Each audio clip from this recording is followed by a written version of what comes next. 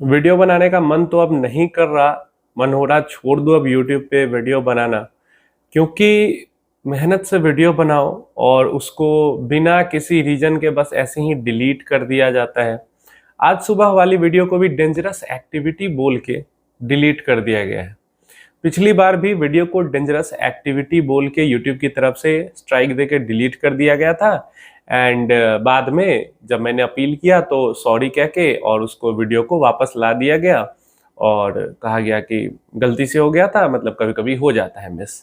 Same वही situation अभी, मतलब सुबह में मैंने वीडियो अपलोड किया और अपलोड करने के आई थिंक 10-15 मिनट में मुझे लगता है वीडियो उड़ गया होगा, लेकिन मैंने अभी जस्ट देखा और देखने के बाद फिर से मैंने वो टेक ट्रेनिंग करके अपील को सबमिट कर दी है। लेकिन अब ये सोचने वाली चीज है, बिना कारण के बार बार अगर वीडियो डिलीट किया जा रहा है, कोई सही कारण भी होता तो समझ में आता। डेंजरस एक्टिविटी लगा के वीडियो को डिलीट कर दिया जा रहा है। और मुझे लगता है अब मैं यूट्यूब के लिए, मतलब यूट्यूब की नज़र में मैं फेमस हो चुका हूँ, क्योंकि काफ़ी सारे फाइनेंस वालों को मैंने देखा था बोलते हुए कि उनका वीडियो डिलीट कर दिया जा रहा है, रीजन नहीं बताया जा रहा है। तो अब सेम चीज़ मेरे चैनल के साथ भी हो रही है। अब या तो दूसरा चैनल बनाना पड़ेगा, हो सकता है कि 50,000 का सब्सक्राइबर का उन्होंने लिमिट रखा हो, उसके बाद वीडियो डिलीट करना वो लोग शुरू कर देते हैं, उससे छोटे चैनल को नहीं करते हैं। या जो भी हो, तो या तो मुझे दूसरा चैनल बनाना पड़ेगा, क्योंकि इतनी मेहनत करने के बाद बार बार वीडियो डिलीट होगा तो वो सही चीज़ नहीं है। या तो यूट्यूब पे वीडियो बनाना छोड़कर सिर्फ फेसबुक पे ही वीडियो अपलोड करना होगा। फेसबुक का जो लिंक है वो यूट्यूब चैनल पे है, तो अगर चाहो तो वहाँ पे आप आ सकते हो, क्योंकि यूट्यूब पे आए ना आए, फेसबुक पे ये सारी दिक्कत नहीं, इसलिए फेसबुक पे तो वीडियो आएगी और फेसबुक पे आप डायरेक्टली बात भी कर सकते हो। आज की मार्केट की अगर हम बात करते हैं तो देखते हैं, पहले ये बता देता हूँ कि अगर वो वीडियो वापस भी आएगा तो उसको मैं वापस आने के बाद उसको डिलीट करूंगा और फिर से रीअपलोड करूंगा, क्योंकि वीडियो जब डिलीट होके वापस आता है तो उसका नोटिफिकेशन नहीं जाता किसी को, तो किसी को पता ही नहीं चलेगा उस वीडियो का। आता है तो डिलीट करके रीअपलोड करूंगा, क्योंकि अभी अगर मैं उस वीडियो को डिलीट करता हूं तो मेरा क्लेम नहीं हटेगा, मतलब जो स्ट्राइक है, अभी तो वार्निंग स्ट्राइक है तो वो नहीं हटेगा। पिछली बार भी वार्निंग स्ट्राइक आई थी, अपील किया, हट गया, तो वो स्ट्राइक भी हट गई। अभी फिर से वार्निंग स्ट्राइक आई है और वीडियो डिलीट किया गया है। देखते हैं क्या होता है, कैसे होता है। देखिए, आज की मार्केट की अगर हम बात करते हैं तो मार्केट आज का स्टेबल था एकदम। जैसे कल ब्रॉडर मार्केट में खरीदारी हुई थी, लार्ज कैप हमारा निगेटिव में था, लेकिन आज ब्रॉडर मार्केट ही पूरा स्टेबल था। कोई 0.1% ऊपर तो कोई 0.1% नीचे, लेकिन पूरा मार्केट यहाँ पे फ्लैट ही था। कहीं पे कोई एक्शन हमें देखने को नहीं मिला है। इस वीडियो के अंदर हम एनएफओज के बारे में बात करेंगे, जो न्यू फंड ऑफर अभी लाइव है काफी सारे, और आपको समझ में आएगा कहाँ पे इन्वेस्ट करना है, कहाँ पे नहीं करना है, कहाँ पे क्यों नहीं इन्वेस्ट करना है। अब बहुत सारे लोग कहते हैं कि किसी न किसी फंड का तो कभी ना कभी न्यू फंड ऑफर एनएफओ आया होगा। अगर हम एनएफओ के अंदर इन्वेस्ट ही नहीं करेंगे तो कोई कंपनी लिस्ट कैसे होगी, कोई एनएफओ लिस्ट कैसे होगा, म्यूचुअल फंड चलेगी कैसे कंपनी। अब देखिए, पहले की बात और थी जब कोई फंड की कैटेगरी नहीं थी। अभी एक एक कैटेगरी में 20-20, 25-25 फंड है, तो हमारे पास पहले से अवेलेबल जब फंड है तो नए फंड में इन्वेस्ट करने की कोई जरूरत नहीं है। अभी बहुत सारे ऐसे लोग हैं जो कि इन्वेस्ट करेंगे फिर भी, तो उनको करने देना है। क्यों? क्योंकि देखिए, दुनिया में 2500 तरीके के क्राइम डेली होते हैं और हम ही में से कई लोग होते हैं जो कि डेली 2500 तरीके का क्राइम करते हैं, लेकिन हम तो नहीं कर रहे। तो यही आपको लॉजिक लगाना है कि अगर एनएफओ में बहुत लोग इन्वेस्ट कर रहे हैं, लेकिन हम क्यों करें जब हमें जरूरत नहीं है। जैसे अभी मैं बताता हूं आपका एग्जांपल, देखिए जो न्यू फंड्स ऑफर यहाँ पे आए हैं उनके लिए सबसे पहला 361 जो पहले आईएएफएल था, उसका ओवरनाइट फंड है। तो ये डेट कैटेगरी का फंड है, और जैसे लिक्विड फंड होता है एकदम लिक्विड पैसा रखने के लिए, तो थोड़ा सा 3-6 महीने के लिए पैसा रखना है, तो ओवरनाइट फंड के अंदर भी लोग पैसा रखते हैं। नेक्स्ट फंड हमारे पास बजाज फिंसर्व स्मॉल कैप आ जाता है। अब देखिए यहाँ पे बात है, नो डाउट इसके अंदर बहुत सारे लोग इन्वेस्ट करेंगे, कुछ डिस्ट्रीब्यूटर्स के थ्रू करेंगे, अपना जो नेटवर्क है इनका उनके थ्रू करेंगे, कुछ वैसे भी लोग करेंगे इन्वेस्ट। लेकिन हमें समझना है पहले तो ये कि क्या हमारे पोर्टफोलियो में एक स्मॉल कैप फंड की जरूरत है, और अगर है तो क्या पहले से जो 27, 28 या 30 स्मॉल कैप फंड मार्केट के अंदर अवेलेबल है, इसमें जो फंड्स पिछले 5 साल, 8 साल, 10 साल से अवेलेबल हैं और लगातार अच्छा परफॉर्म करते आ रहे हैं, हम उनके अंदर क्यों नहीं इन्वेस्ट करेंगे? और ऐसा क्या इस बजाज फिनसर्व स्मॉल कैप का एनएफओ इसके अंदर एक्स्ट्रा है कि हम उसको छोड़ के यहाँ पे इन्वेस्ट करें? अगर इसका जवाब आपके पास है तो करिए, कोई दिक्कत नहीं है। लेकिन अगर नहीं है तो किसी नए फंड की जगह पे पुराना जो 10 साल से मार्केट में अवेलेबल है और ठीक ठाक सा करता आ रहा है, उसके अंदर इन्वेस्ट करना ज्यादा बेहतर ऑप्शन हो जाता है। उम्मीद है समझ में आ रहा होगा जो मैं समझाना चाह रहा हूँ। नेक्स्ट फंड हमारे पास आता है एचडीएफसी का इनोवेशन फंड। अब ये एक थीमेटिक फंड है, एक इनोवेशन थीम पे बेस्ड फंड है। अब मेरी चीज को समझने की कोशिश करना, अगर मान लो किसी फ्लेक्सी कैप फंड के अंदर ही हम इन्वेस्ट कर रहे हैं, स्मॉल कैप के अंदर भी यही केस होगा, मिड कैप के अंदर भी होगा, लार्ज कैप के अंदर भी, जो भी डाइवर्सिफाइड स्कीम है उसके अंदर यही केस होगा। अगर कोई ऐसा थीम के अंदर कोई स्टॉक है तो क्या वो स्टॉक हमारा जो फंड मैनेजर है स्मॉल कैप का या मिड कैप का या फ्लेक्सी कैप या मल्टी कैप या लार्ज कैप का, उसको नहीं दिखेगा? दिखेगा या नहीं दिखेगा? दिखेगा। तो जब वहां से वो उसके अंदर इन्वेस्ट कर सकता है तो फिर अलग से हम पूरा का पूरा एक इन्वेस्टमेंट थीम में ही क्यों इन्वेस्ट करें? क्यों इन्वेस्ट करें?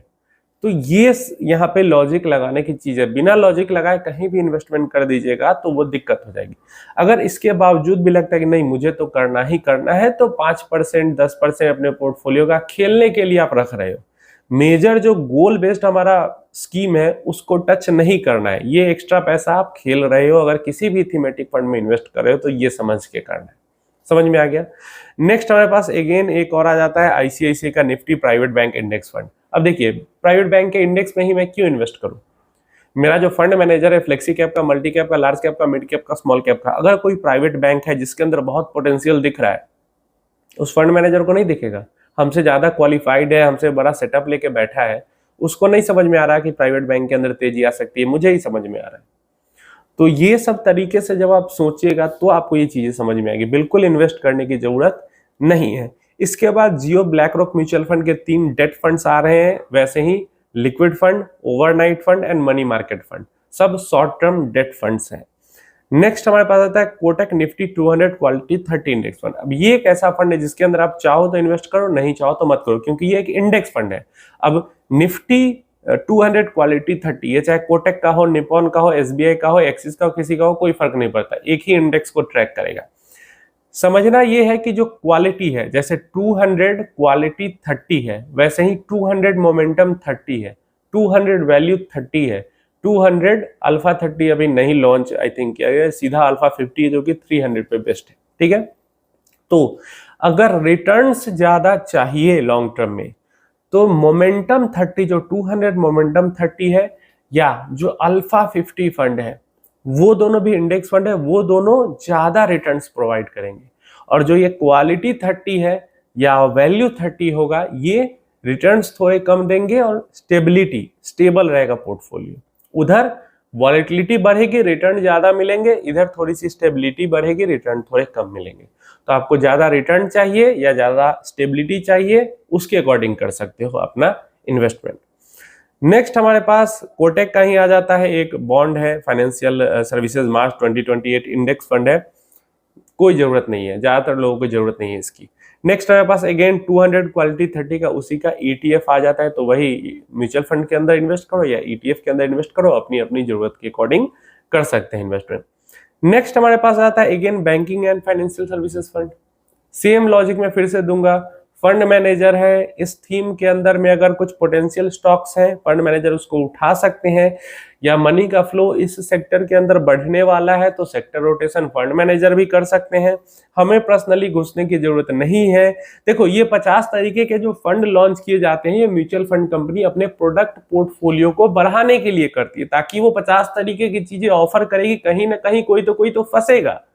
क्या कुछ लोग हैं जो अपनी जरूरत के अकॉर्डिंग इन्वेस्ट करते हैं, हमारे जैसे लोग, लेकिन बहुत सारे लोग होते हैं जिनको पता नहीं होता, कोई भी फंड के अंदर इन्वेस्टमेंट स्टार्ट कर देते हैं, म्यूचुअल फंड बस सुन लिया है इसलिए, तो उनको फंसाने के लिए 50 तरीके के फंड होते हैं। तो आपको अपने लिए इन्वेस्टमेंट करना है या म्यूचुअल फंड के कंपनी के लिए इन्वेस्टमेंट करना है, ये आप खुद समझ के इन्वेस्टमेंट करो। नेक्स्ट हमारे पास ट्रस्ट म्यूचुअल फंड का मल्टी कैप फंड नहीं, नेक्स्ट हमारे पास एसबीआई का 200 मोमेंटम 30 इंडेक्स फंड है। ठीक है, बढ़िया फंड है।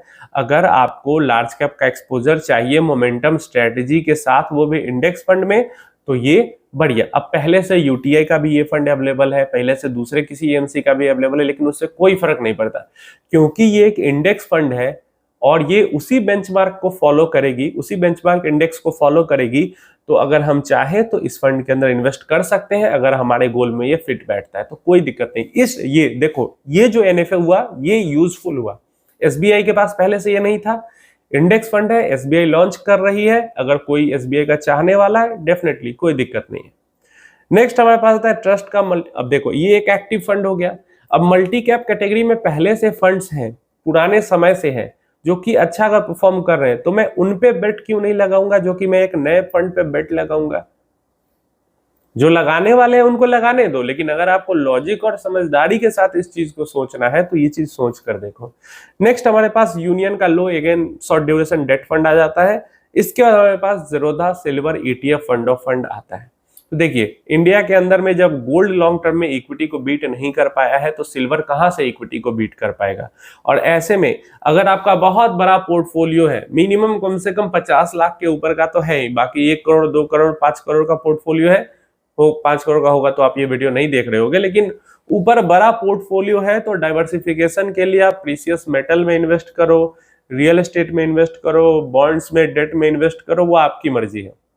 लेकिन ग्रोथ करना है, अभी पैसे का ग्रोथ फेज में हो तो इक्विटी से बेहतर सेफ्टी के साथ ग्रोथ और कहीं नहीं मिलेगा। ये मेरा ओपिनियन है, आप लोग अपने अकॉर्डिंग डिसीजन ले सकते हैं। इन सारी चीजों के बारे में नीचे कमेंट बॉक्स में अपनी राय जरूर दें।